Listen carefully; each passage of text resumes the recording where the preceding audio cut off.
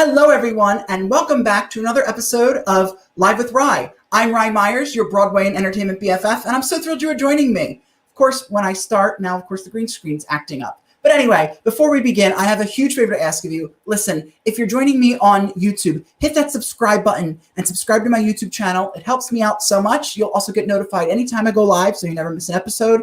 And you'll get notified anytime I post something new. So hit that subscribe button below and subscribe to my YouTube channel. And hey, listen, I love being able to bring you some of the best content with some of the best people in the entertainment, Broadway, pop culture world, and all of that in between. But I can't do this without you. So if you are so inclined, I'd love if you'd consider helping to donate and support my endeavors. Go to ridethenewsguy.com/donate, or you can click this cute little QR code if you're joining on a laptop or desktop and scan that, and that'll take you to it as well. I appreciate the support, and anything you're able to give means the world to me. So thank you. And with that, let's welcome my incredible guest today. I am so happy to welcome her back to Live with Rye. She was my first guest on my very first show when I featured the instructors from the Multihype Workshop. Please help me welcome actress, producer, and now adding to her list of many multi-hyphenates, author, Ashley Kate Adams. Hey, Rye. Hello. Hi, thank you so much for having me. Oh my God, my pleasure. Thank you for doing this. Thank you for coming on. You're my favorite host, so of course I had to come. I'm so happy to have you back finally, one-on-one. I was saying in the opening, you were my first guest with Michael Kushner and Kimberly Faye Greenberg talking about Multihype Workshop, and I just had them on the show, so full circle. We're filling the trifecta, and we're totally full circle because I just feel I've known you for so many years, and I'm just so proud to see how your brand and your show has grown. It's incredible. So proud to be here. Thank you so much. Well, and it's mostly because of you, all of your love and support over the years. I can't do it without you. So thank you. Ditto. Well, let's get started. Where did the inspiration come from to finally sit down and take all of this knowledge and creative genius that you have to put into this book, BYOP, Be Your Own Producer? Yeah, so I think it was a blend of kind of understanding where I was within my creative process, if you will, in conjunction with what was happening in the world. And I felt like because of some of the twists and turns that I had already taken as a creative, from being an actor to adding, right, the producer, the teacher, the writer, I felt like in a time of the pandemic, I could actually, help by sharing some of my story and how I navigated through, the hard times of really trying to learn what it felt like for me to create authentically. And I just thought, hey, here we are. I'm now locked in my house. There is no time like the present. So why not take all of these teachings and hopefully allow it to reach more people and put everything into a book? Wow, that's special. So was this an idea even before the pandemic happened? It just that the pandemic sort of streamlined it faster, that you were now able to sit down and do it? Yeah, you're right on. So I've been creative consulting, I'd say, maybe for the past 4 or 5 years, or, mentoring young artists like yourself, right, in your earlier years in the city. And I branded it finally at the beginning of 2019. And I was like, what's a catchy phrase, where we can kind of encompass all these things about taking, charge in your own creative life. And I was like, ooh, BYOP. I wanted it to be something where the ear kind of recognized it, but it was still original and different. And I was like, BYOP, because it makes people be like, what's that? Be your own producer. Oh, that's cool. And so I branded 2019. And then actually I did have a meeting with my literary agent in February of 2020, last year.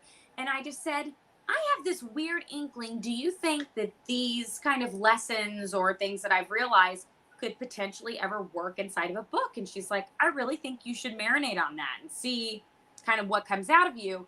And then it was so funny. I was babysitting that evening, and I wrote the outline on my phone and all the chapter titles, and they didn't switch. And I created the 4 parts there on my phone, and I was like, wow, maybe I'm onto something. And then it just so happened that the pandemic hit, and I was like, it's like I was ready for it, if that makes any sense. And so I just dove in deep. Wow. And you know, and that's one of the, for me, that I've seen, one of the, I say beautiful things lightly, beautiful things that have come out of this pandemic is there's been so many opportunities for people such as yourself with being able to now finally sit down and write this book, and so many people who've finally been able to work on projects that they've been, you know, weren't able to, and life was busy and about. So in a way, it's a blessing that you've been able to work on this and get this out. Absolutely. It's, you know, I feel, here's the thing. We all navigate, right? We all grieve completely differently. But I do feel like the pandemic was a really great opportunity to hit a reset button.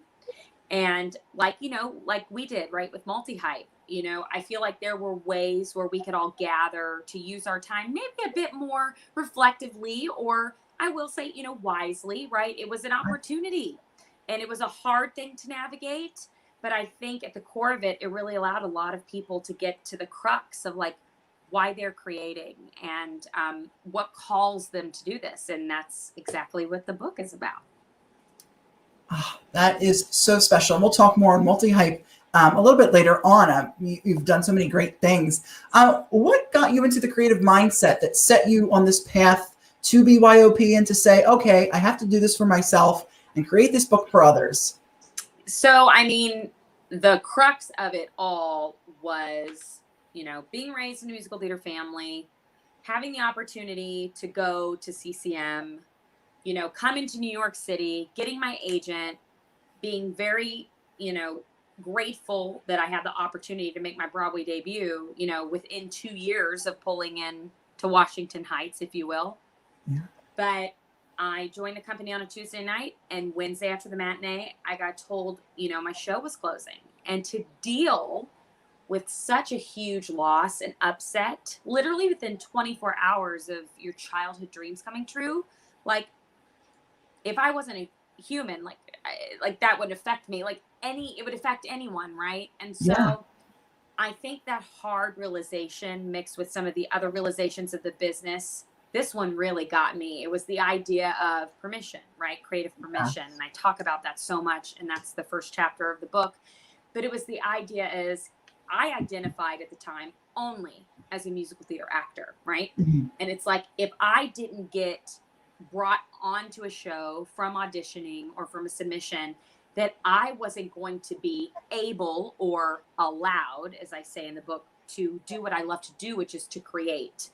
Yeah. And that realization, I was like, I have not been doing this my whole life and going to an incredible school and program like CCM for 4 years, busting my tail, getting an incredible agent, getting on Broadway within 2, right?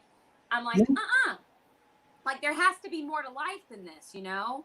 And there was, but it's so weird. It was a lot bigger than I was allowing myself to be, but it was so small and personal. And it came down to just letting myself be who I was at my core, which is I am a multi-hyphenate, right? As Michael says, multi-hyphenate creative entity.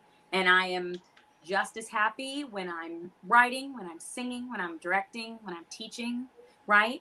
And I needed to get back to that core of this is who I am. This is what I want to do. And thus we have the most authentic thing to me, which is BYOP. Oh, it certainly is so authentic. And just in reading it, it's so inspiring, so touching. Before we go further, we have a little comment here from Joe. He says, 2 of my favorite people. So Joe, thank you for watching. If you're watching, leave us a comment or give us a like. Appreciate that. Thank you, Joe. You know, that's one of the things that you mentioned earlier. You were talking about, you know, getting to Broadway and experiencing that with your closing. You wrote so personally about that experience that put you on this journey to become, you know, what you are today, a multi-hyphenate. And just reading that, it felt like, you know, I was there. I was sort of on your shoulders or in the back watching it. It was written so personally. And, you know, it says things, it says so much about you as a person that you took that opportunity, which, as you said, was tough and was, I'm sure, a lot of grief, but you turned it around and said, as you know, nobody's going to give me this permission. I've got to do it on my own. And I want to do this. And that really takes a lot. And if I recall, I think you told me that, shortly after it closed, you went down to City Hall and opened up your, you registered your business name, AKA Studio Productions, and did it yourself. So, I mean, there's a lot to be said for that. And it's just written so beautifully in there. Thank you. I did get to reflect a lot because it was a pandemic, because I'm writing this book about this journey, right? And that Broadway upset, my Broadway story, is the introduction, or the foreword, if you will, in the book. And it is so funny to me looking back 10 years ago, because it's exactly when this was happening 10 years ago, that my reflex of this loss was, without even knowing at the time really what a producer was, I'm going to go march down to City Hall, literally, in between the Broadway closing and when we went out on the first national tour. I literally, first week of September, I marched down to City Hall and got that business license. And it's so interesting, Mm-hmm. It's just, I feel like there's those magical moments in life where, kind of sometimes when your soul and your body, it just starts moving. Like, yes. I didn't know what it was going to become or where I'd be sitting a decade later with you, right? Speaking about it in a very full circle way. But I started, listening and just following through. And here we are. Here we are, full circle indeed. I mean, really, talk about full circle. I love in the beginning of this book, you talk about not wanting the reader to finish this book. You encourage us to put the book down, start something new, come back to it when we're ready. I love this. What made you take that approach to, tell them, listen, put this down, but come back to it? Thank you for mentioning that. I really appreciate that you got that line. It was to make you feel comfortable, because I truly, and you'll know this better than anybody, right, that I work with, it's like, I want you to feel like you're just hanging out with me, right? We're doing a BYOP session, or we're in BYOP hour at Multihype, or even you and me, right, sitting across from each other at the Westway Diner, right? It's like, I want, memories, right? Wow. First time we met. But it's like, I want this book to feel that way, right? Like I am your friend, and that it is a safe place. And that's another thing I mentioned, right? It's like that boundary of, you're about to go through a very personal creative process with doing this book, but I am, these are pages, right? So it's like, there is a boundary with the magic that's going to happen. And it's because of you, not me. I'm here to cheer you on, lead you through a process, your own process, but like, there is some space there. So thank you so much for bringing that up, because that was really important to me, that the reader felt like they were just in conversation with me. And I also felt, right, if I had those really funny moments at the beginning, that it would make you kind of chuckle on the inside and realize, okay, this is not brain surgery. We're talking about our creativity here, right? It can hurt sometimes, but it's not brain surgery. Let's put our guards down and just jump in together, Yes, exactly. It's all about the creative process, and it is not that serious like brain surgery. I mean, it's serious, but it's not that like that. Yes. I noticed you have the book in front of you. You want to hold it up and show people if you can reveal? Yes. So this is BYOP, Be Your Own Producer, and I'm very lucky that the one and only Ali Stroker said BYOP is a must-read for any artist who is ready to achieve their highest potential. So, yes, very blessed, and I love that cover. Thank you so much. I designed it with my dear friend and colleague Patrick Larney, and he just did a beautiful job.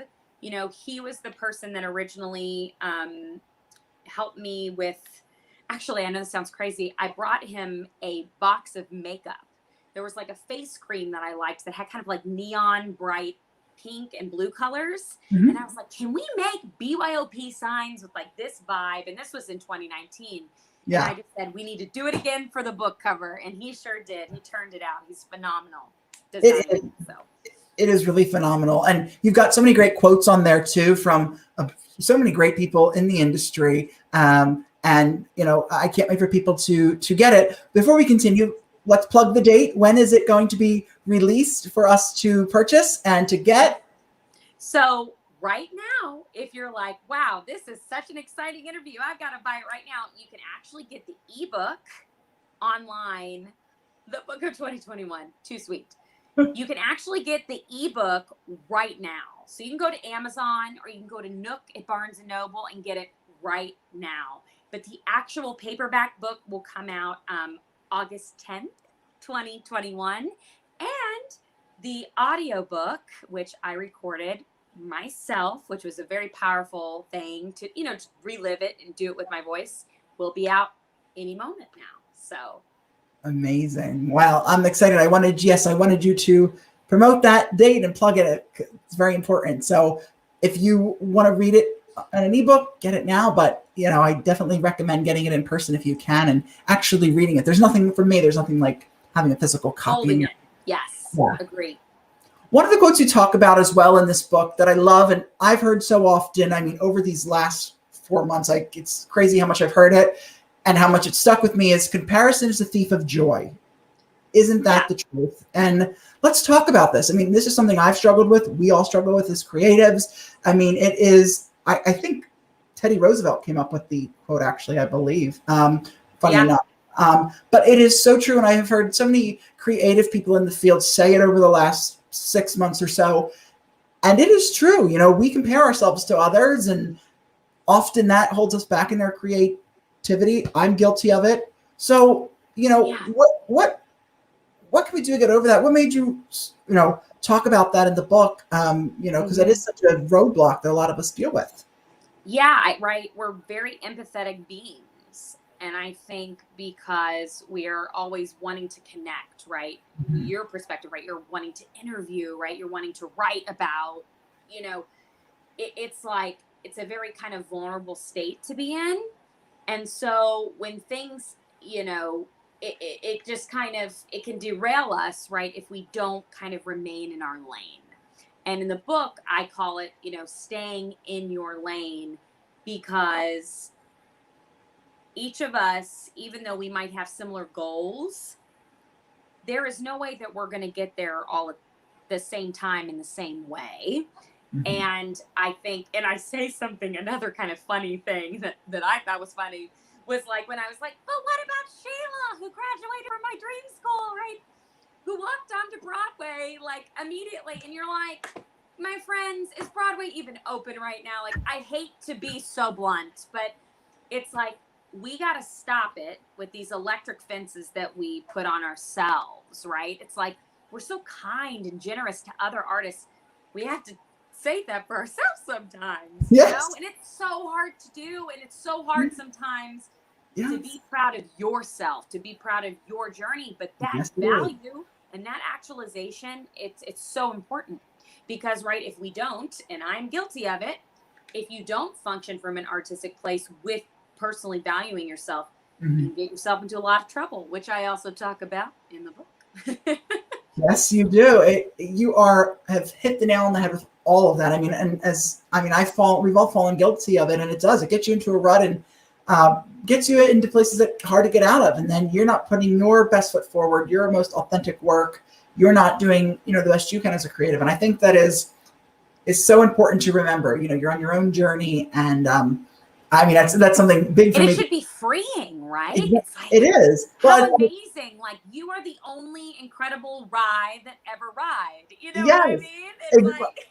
Exactly. And my issue is, which I'm getting better at, is I don't have patience. So I'm learning that, you know. You don't have patience? Everything's I never would have known that. Really? No, I am quite impatient. I am, you know, why hasn't it happened today, yesterday, you know, 2 days ago, tomorrow? And I'm learning to see the journey, and, you know, not to compare and not to take, you know, somebody else's road and compare it to yours, and, you know, to see where you are. So it's, you know, Love that. What did you learn about yourself as a person, as a creative, while writing this book? It's a really great question. I think I reaffirmed how disciplined I am. Mm-hmm. I think to have my back against the wall and to do something that I was really scared about, it was really nice to kind of like high five myself in a way where I'm like, okay, you got this, you did this, even though it was scary, it was new, right? And that's that meta part about the book is I'm like, I'm doing something brand new right now. It's terrifying, but like, here we are. So that was one thing. And the other thing is I think I learned to just like allow myself to be my own compass. And because right, we're empathetic That's right. beings. I like to listen to others, collaborate with others, la di da di da, right? And so I would kind of lose myself in the puzzle. And I think the book was a really great way to kind of take ownership of my own work and be like, all right, maybe you infiltrated my film, or maybe you treated me inappropriately when I was producing your play. But let me tell you, I wrote this book alone, and there is no way that you can take credit. You know what I mean? That was a big thing for me to say, I'm here, and I'm here because I sat my butt down at my kitchen table every day for 3 hours a day and wrote this book. Does that make sense? That was a big thing for me. It does. It's a big thing. It's an important thing, and it says so much. I mean, it not makes you it fulfill. I can only imagine it fulfills so much inside of you, and just makes you even stronger, a better person, in your projects, in your personal life, and everything all around. Yeah. I just became more aware. Good. So we have a question here, which is nice, a cool, interesting one. How do you sustain your own creative drive in a world where we are not always encouraged to be creative? It's a list art. It's discouraged as we age, I think is the second part. But how do you sustain your creative drive in a world where we are not always encouraged to be creative? I think the secret is no matter how much time passes, no matter what goes on in your world, in your life, right? It's kind of goes back to like, I know this sounds a little out there, but kind of like continuing to preserve our inner child. Because I feel like when we go back to that space and kind of let that, inner creativity out, it's like the quickest way back. Yes. And also the thing, right? We never allow ourselves the permission to revisit, right? And to re-inspire ourselves. And so what I would encourage you is to not be afraid to like reface some of those things, or be honest that like I'm struggling right now, or I'm hitting a wall. And another thing regarding grief, right? Because that's something everybody navigated during this pandemic, losing jobs, losing the idea of what we thought our lives were going to be, both personally, creatively, professionally. Allow yourself to feel your emotions, right? Yeah. There is sadness in our art. There is sadness in those moments where you realize, oh my God, did I just give my life away to a desk job for the past 4 years working for a boss that I'm not proud of, right? That's not our best moment, but it's through that reflection, what we do with our moment, that creates our forever. So I think just always allowing yourself to revisit, like, what sets your heart on fire? What inspires you? And realize at the end of the day, you can always get back to it because you are your creativity. And it's as precious to you as a fingerprint, right? There's nothing else like it. No, there is not. And you are so right. And, I wanted to touch upon again, this, no one can give you the permission to create but yourself, as you mentioned. This is in the first chapter of your book. And I just want to expand on it a little bit more. With that, what do you say to people? I mean, with that, no one can give you the permission to create but yourself. I mean, people, may say, well, yes, but, this is how things are normally done. Or what do you mean I don't have the, that nobody can give me that permission? Mm-hmm.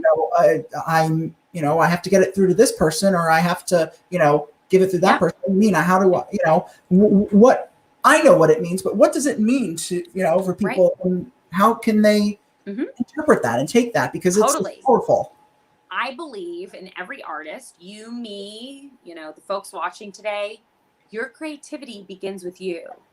Even if you're interviewing someone, even if you're writing questions, even if you're, an actor cast in a show on Broadway that's about to go back into the good old rehearsal room at the Pearl Studios, right? Yes.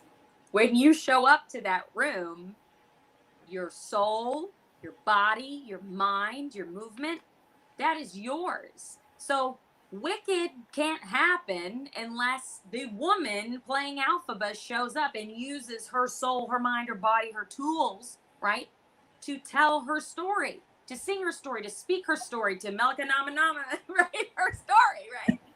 So it's like, no one can give you permission to create but yourself. It starts with you. It doesn't matter how big or how small. It doesn't matter if you're still doing that pandemic living and you're having a live concert in your dad's garage, right? Playing the drums with your old buddies from high school, right? It's Yes. like that still comes down to you. So it's like, I just want to encourage everybody that if you want to do a podcast, if you want to write a book, if you want to start taking dance class, if you want to start teaching dance class, when all you've taught is voice, we're artists, right? We are Full House, and we're meant to kind of mosey through every part of the house, the basement, the attic, the floorboards, the rug, like turn it up. Yes. Like it's within you, you know? So Mm-hmm. just want to encourage you, if you're listening today, like start at the core, and the core is you. Yes. And speaking of the core is you and starting at the core, I mean, this leads into my next question, but that's why I started this show, because I had that inspiration from you, from all of you, because I took the Multihype Workshop, the Multihype course back in July of last year. As I say to everyone, I shouted at the rooftops, it has changed my life as a creative. One of the things I learned in there was, no one can give you that permission to create but yourself. And that's what, I took the steps and said, I'm going to do this show, and I did it. So let's talk about the Multihype course. Can you tell me about it and what it is for creatives? I think every creative needs to take this course. I think they'll learn so much, even if, they already are a Multihype, I think, or they think they may know this changed them. And I also just took recently level 2, which provided even more opened my mind even more. We went into it. We went deep and wild, and just, even more so. So let's talk about it. I think there is a course coming up, or you just taught one. What is it, and how can creatives get involved with it? Yeah, so Multihype Workshop is the workshop that I created with Kimberly Faye Greenberg and Michael Kushner. And let me just say before I start, it's really hard in this industry to find people that you want to work with and continue to work with consistently, and that you actually get to build something with, to be so proud of. And now we've worked with 45 just, incredible professionals in the field, you being one of our, star students. And it's incredible. We come together for an entire week. We meet Monday, Wednesday, and Friday nights, and we just throw ourselves at our artistry in a really loving and supportive environment. And one of the things we're proudest of is that community that we've created. And as you see, it's not one of those one and dones, or one of those workshops where it's like you're there but you're never spoken to, or we focus specifically on the artist, their personal work, like yours was, Live with Rye, and another very exciting project that will not be named, because that's how we do Multihype. Exactly. But it's like such a gift to have that tribe now. And it's just been a joy. And our next session is actually going to be mid-July. Nice. So if you're interested in hearing more about the workshop, you can email me at multihypeworkshop@gmail.com, and we'd love to have you a part of our creative family, and help you transition back into the world. You know what I mean? This is a hard transition, and we got 50 people. Thank you so much. Just added that. People ready to support you and cheer you on. And we've got our private Facebook group, right, where we share all the exciting stuff everybody's got going on. And we literally become each other's hype group.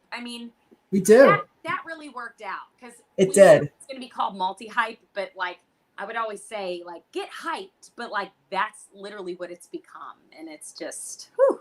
It has, and it's so inspiring. It's so incredible to meet new people. I have made so many new friends and connections from it, but also to see what they're doing as well. As you said, to see their projects that they spoke about in the course take on new heights, or even better. And to see, it's been cool to see so many people who I know just in the industry who have taken the workshop and seen some of their work, even though I wasn't in their course, but see what they've done from it. It's really exciting. And as you said, we're all in the Facebook group, which, we encourage each other. We post about, happenings, and it's really inspiring. It's something so positive, so good. We have our own little Instagram pod where we, hype up each other's posts. It's important. And I think what you and Michael and Kimberly have done is changing this industry for the better. Aww. We need it. We need positive things like this. We need to lift each other up and lift people up. We don't have enough of that. And this is doing it. It's changing people's lives. Aww. And I mean it. It is, I cannot say enough about it. And it's, so email her, multihypeworkshop@gmail.com. Take this course if you're a creative watching this. What do you hope people will take away from this book? What is the thing you hope they'll take away from reading this? That you're special, that you're not weird, right? We feel everything so loudly. Mm-hmm. And I think there's many times, right, in our childhood or adolescence or even our early 20s in a big city like New York, where you can kind of at times feel very isolated, or maybe like you're weird or wrong, right, for wanting to do things a bit differently. And that was huge for me with adding like producer to my identity. And it was like, oh, wait, you're like this little ingenue, like just been in a Broadway show. Like, what do you mean you're producing? And I'm like, I'm producing, I'm making work, Yeah. But like I just want people to know that it's like, you have all the power inside of you. It's already there. And it's just about comfortably uncovering it. And you can do it, and you're not alone. I like that. Comfortably uncovering it. That is such good advice. I love that. I want to read another quote that stuck out to me and just read it. I'm enjoying picking out all these quotes. It's very. It means so much to me that you took the time. Truly. I love it. And it's also, I feel very Oprah Winfrey, reading the quotes, picking them out and reading them. I was very, that's what I love about doing these interviews. I feel very, very Oprah-ish. Yeah. But no, I mean, because these quotes have to be said. And so I'm so happy that, you've put them in there. It was time to be brave, even braver than before. It was time to figure out my own path and create the ability to do so again and again. It was time for me to be my own producer. Yeah, man. When you hear it that way, you're like, oh my gosh, right? It's like, I feel like so many times in our artistry, we feel like we're at the end of our rope, right? Because it's because I think we're reaching that end of that season, right? And I was stepping into the world of the unknown, but looking back, I am so grateful. I'm so grateful that I took the road less traveled. I'm so grateful that I've been on panels full of older men who have looked at me like I'm from Mars, because guess what? I am, but I'm here and I'm making stuff and we're being positive, right? And we're adding a little sunshine into the world. And yes, hey. Yeah, and you know what? That's what makes you unique. Yeah, you're from Mars. Yeah, damn right you are. And you know what? That is what makes us all unique, because if we all were from planet Earth and we all were in the same, cut from the same cloth and everything, that would not be fun. So that's right. It'd be pretty boring down here. I agree. So I finish up here. What advice do you have for future creatives, future authors? It was, you said a lot of great things in the beginning. I wanted to ask the advice though at the end, just about creating, if they want to write their own book, if they're, curious just about themselves as creatives, what advice would you give to them? I'd say like the first is allow yourself to take the time for reflection. I feel like we're in such a go industry, especially if we live in the meccas, right? Like New York, Chicago, LA, even now Texas, right? It's like London. It's just like, we're like, go. We got to find the next gig. We got to do the next thing. But it is in those sacred times where we reflect and we're like, okay, am I actually putting my artistic output the way that I want to? And are the people in my life that I'm making things with, does it align with my core values, my beliefs, right? It takes time to do that hard work. And the second thing that is just so important that so many people forget is literally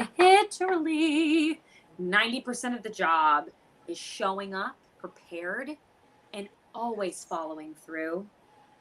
Just mean what you say and say what you mean. And when you say, yes, I will be here, and I'm going to go personal, whether you're telling a friend you'll be there for their birthday party, or you tell your mom you're going to call them, or you say, I'm going to meet you at the Westway Diner at 4 p.m. Just show up. We all have hard days. We all go through a lot. And hey, sometimes there's the grace of, I'm just showing up and that's all I can do. But guys, that is the biggest thing that you can do, is just to freaking show up and follow through. That is so important. Showing up and following through. I mean, that's big for me. I was speaking with someone the other day he was saying that's, how he got to a lot of where he was, is showing up, being there, and it's important. It shows your work ethic, and it just shows you who you are as a creative, as a person. Show up and do the work. Just do it. There's no easy path. And if you think it's going to be an easy path, it's the wrong path. And I'm telling you that just from everything I know of the hundreds of artists I've worked with as a consultant, as a teacher, as a producer. If it feels like a lucky break that in your heart has not been earned, it ain't the lucky break. It's the bad stuff that you're going to find out in like a few weeks. You should not have been going that way. Yeah, you're right. Before we plug all of your social media, I wanted to talk about one of your other new ventures, your record company that you started. Can you tell us a little bit about that? And I know you have some great artists on the label. How was it started? Tell us about it. Well, it's so funny, right? It's like this pandemic was about getting back to my core and the core of my creativity. And other than this book coming out of me, my business partner, Mitchell Walker, and I met at CCM for musical theater. He's always someone that I've always talked shop with, and creativity, but also business, right? And over the past decade, and actually right after the Broadway closing, the first thing I did was I took $1,500 from my money from Logage on Broadway, right? Mm-hmm. And I used it to produce an album of the first show I got to star in, Gay Bride of Frankenstein, straight out of college. And we recorded an album. And so I produced my first album and sang on it. It was the first evidence, right, of me being my own producer. But since then, we've both produced multiple albums, which we celebrated with Elise Mara, right? This time last year. It started coming to a head when Frankie, in the middle of a pandemic, we hit the Billboard charts, right? And we passed Hamilton at 12 noon on the release day. And, in reflection, we're like, we're not even just a distributor. We're actually developing the artist, helping to run their social media, right? We're helping with arrangement sessions. We're hiring everyone in. We're actually producing the albums live in session, running the emails, running the contracts. We're like, maybe we just need to learn the distribution part and just make our own label. And so that's what we did. Wow, that is. And here we are. And now our first album was Elise Mara with her own original music, alternative singer-songwriter. Debuted at, I think, 18 or 17 on the singer-songwriter chart. This past week was Jamie, country duo, which starring my little sister, who's a freaking rock star. Oh. Debuted at 20 on the country charts. Yes, I saw that. Yep, and we produced Blake Allen's next masterpiece of an album, Shards of an Honor Code Junkie, based upon off-Broadway production. And we have 3 more announcements soon to make that you not have heard of yet. So you're going to be very excited about, I think. I'm looking forward to it. They really run the gamut, the genres that you are producing, which is great. I mean, and especially your first one, I mean, Frankie, that was huge. I'm sure, it's a beautiful musical and you have beautiful music and it is going to go somewhere. But I'm sure you almost have been shocked that it even, I mean, to sort of surpass Hamilton or be on the same, track on Hamilton on the charts. I mean, crazy. It was kooky, and it was just one of those moments. And I think we both have read Bob Iger's book. Yes. Changed my life. Yes. And it really motivated me as I started to, write my own. It was like that loving, warm hug that I just really needed from another like-minded human being. Yes. And it just encouraged me. And he was just thinking, speaking about all those acquisitions. And I'm like, oh, I could never do this. I could never do that. But he simplified so many of these massive moments, right? For the largest corporation, right? And it came down kind of like to that core principle again, right? Came down to him, his leadership, his team, making these large choices to partner with Marvel, Lucasfilms, and pretty soon the giant owns all of them. The mouse does.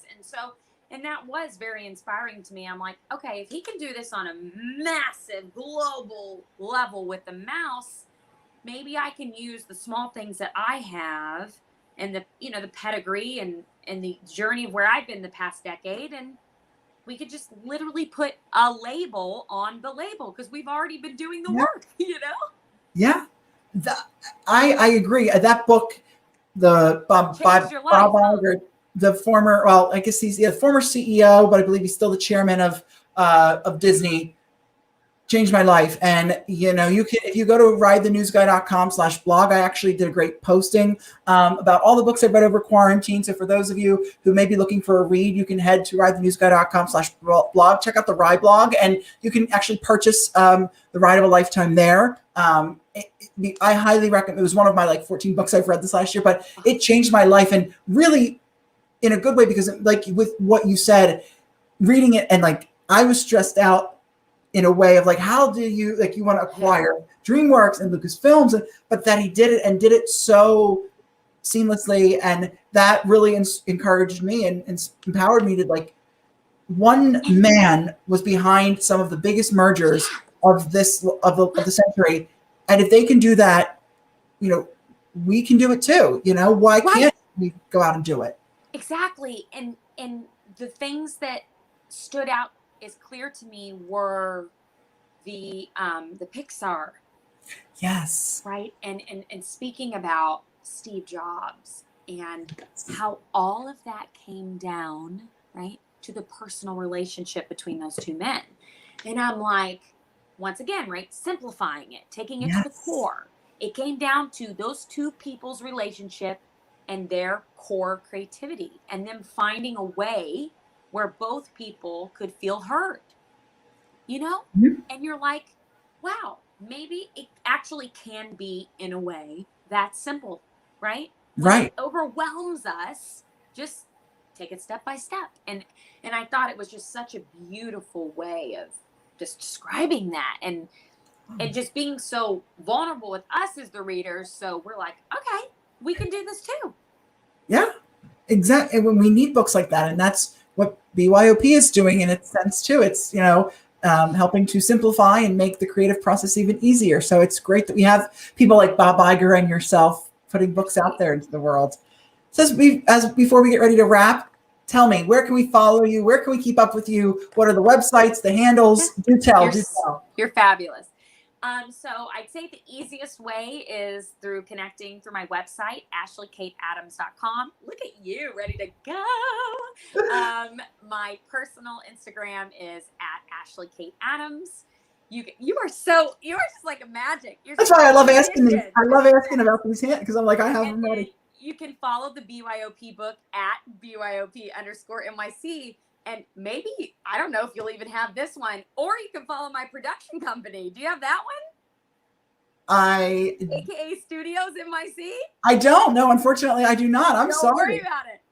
But that is the best way to keep up with me online. And as we were talking about at the beginning of the show, you can find BYOP, Be Your Magician, once again. Be Your Own Producer online right now at Barnes & Noble, Books A Million, Powell's, Amazon. You can go anywhere. I can't say where, but pretty soon within the Broadway demographic, there's going to be an extra special place that you will also be able to access the book. So that announcement will be coming later this summer. I think I may know. I'm not gonna. I don't know. You haven't told me, but I think I may know, and I will. I'm like, you know, it would be wonderful if it is what I think. So, well, that is great. And listen, for those of you watching, if you want to keep up with me, follow along with me. You can follow me on social media. I'm at Rye_Myers on Instagram and Twitter. And on Facebook, I'm official Rye Myers. I love hearing from you. And you can also see all of my content by going to ridethenewsguy.com, which you see at the bottom. See all my interviews and everything in between. Once again, would love your support. So if you are so inclined, head to ridethenewsguy.com/donate and make a donation of whatever you're able to. You can scan the fancy QR code as well if you would like. I love being able to bring you all of this exciting stuff. I love all of the adventures you all have taken me on, and I want to continue. So please, if you are able to, ridethenewsguy.com/donate and follow me on social media, and make sure you subscribe to the YouTube channel as well. And we've had so many great people commenting and tuning in. Thank you so much. Joe says, again, such a blast watching you both. It is music to my ears. Joe, thank you. That's wonderful. Well, Ashley, thank you so much for taking the time out to talk with me. Everybody go and get this book. You know, if you're able to get the ebook now, do so. Get it when it comes out in August. Listen to the ebook. This is going to change your life. And I really hope it inspires people out there, as I'm sure you do too, to be your own producer and to get a project off the ground, and that this book inspires so many.